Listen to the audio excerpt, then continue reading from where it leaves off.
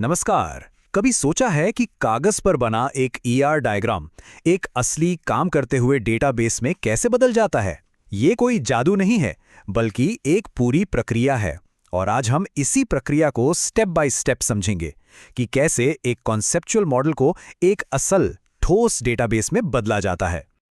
तो मान लीजिए आपके पास वो शानदार ब्लूप्रिंट है, ईआर डायग्राम तैयार है, लेकिन असल इमारत यानी आपका डेटाबेस वो कैसे बनेगा?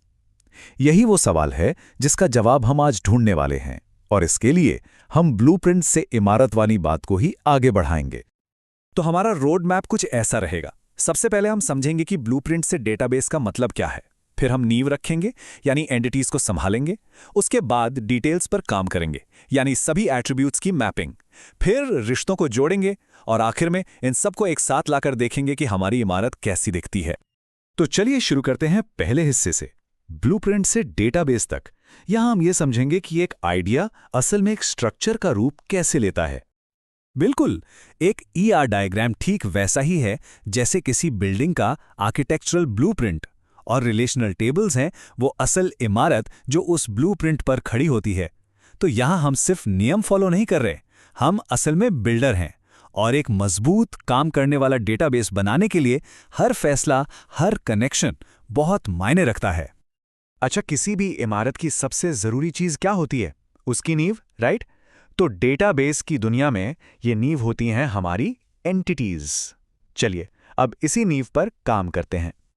तो सबसे पहले आता है हमारा सबसे मजबूत बिल्डिंग ब्लॉक, स्ट्रांग एंटिटी। जैसा नाम वैसा काम। ये वो एंटिटी है जो अपने पैरों पर खड़ी होती है, मतलब उसे अपनी पहचान के लिए किसी और पर निर्भर होने की जरूरत नहीं है। इसकी अपनी एक यूनिक पहचान होती है, एक की एट्रीब्यूट।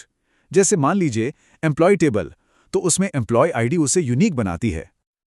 और इसे टेबल में बदलना बहुत ही सीधा है, बस 3 सिंपल स्टेप्स। पहला, एंटिटी के लिए एक टेबल बना दो। दूसरा, उसके जितने भी सिंपल एट्रीब्यूट्स हैं उन्हें कॉलम्स बना दो। और तीसरा, जो उसका की एट्रीब्यूट है उसे उस टेबल की प्राइमरी की यानी पीके बना दो। बस इतना ही, हो गया काम। ठीक है, अब आते हैं एक थोड़े से ट्रिकी केस पर, वीक एंटिटी।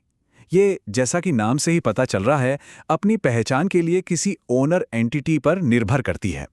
इसका सबसे अच्छा उदाहरण है एम्प्लॉय और उसके डिपेंडेंट्स। सोचिए, बिना एम्प्लॉय के डिपेंडेंट की अपनी अलग से कोई पहचान हो सकती है? नहीं हो सकती।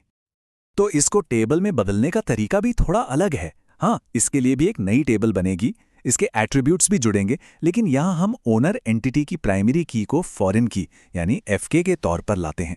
और सबसे ज़रूरी बात, इस टेबल की प्राइमरी की अकेले नहीं बनती, ये बनती है ओनर की प्राइमरी की और वीक एंटिटी की अपनी पार्शियल की को मिलाकर। इसी से डेटाबेस को पता चलता है कि ये दोनों एक दूसरे पर निर्भर हैं। ओके, तो हमारे डेटाबेस की नींव और दीवारें यानी हमारी एंटिटीज अब तैयार हैं। अब बारी है इसमें खिड़की, दरवाजे और बाकी की फिनिशिंग करने की। मतलब अब हम देखेंगे कि अलग-अलग तरह के एट्रीब्यूट्स को कैसे मैप किया जाता है। तो ये दो सबसे आम तरह के एट्रीब्यूट्स हैं।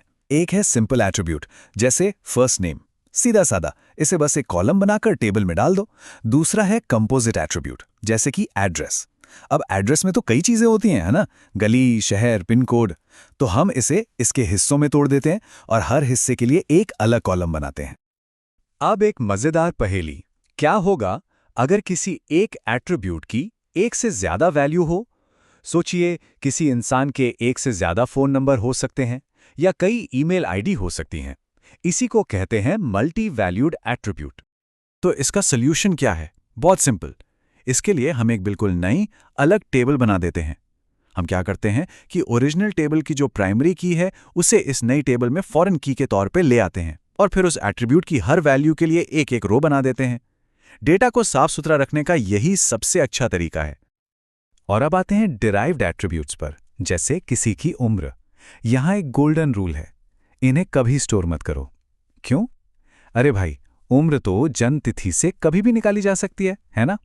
अगर हम इसे स्टोर करेंगे तो फालतू में जगह भी जाएगी और डेटा में गड़बड़ी का रिस्क भी बढ़ेगा।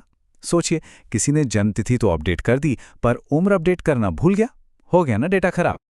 तो हमारे कमरे यानी टेबल्स अब तैयार हैं, लेकिन ये सब अलग अलग हैं। अब वक्त है इनके बीच गलियारे बनाने का, ताकि ये आपस में जुड़ सकें।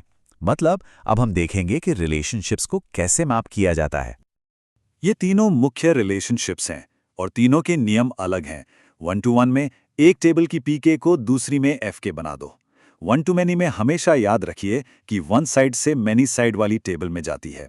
और सबसे खास मैनी टू मैनी, इसके लिए तो एक बिल्कुल नई ब्रिज टेबल बनानी पड़ती है जो दोनों को आपस में जोड़ती है। और मान लीजिए कि रिश्ते में 2 से ज्यादा लोग हैं, मतलब टर्नरी रिलेशनशिप, जैसे एक डॉक्टर एक मरीज का एक खास अस्पताल में इलाज करता है। तो क्या होगा? घबराने की जरूरत नहीं, नियम वही मैनी टू मैनी वाला ही लगेगा।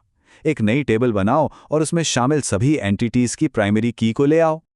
चलिए अब हम अपनी बिल्डिंग को फाइनल टच देते हैं, एक एडवांस्ड कॉन्सेप्ट पर नजर डालेंगे और फिर जो कुछ भी हमने सीखा है उसे जल्दी से समेट लेंगे। एक कॉन्सेप्ट है स्पेशलाइजेशन का, या जिसे इजर रिलेशनशिप भी कहते हैं। मतलब एक गाड़ी एक कार भी हो सकती है और एक ट्रक भी।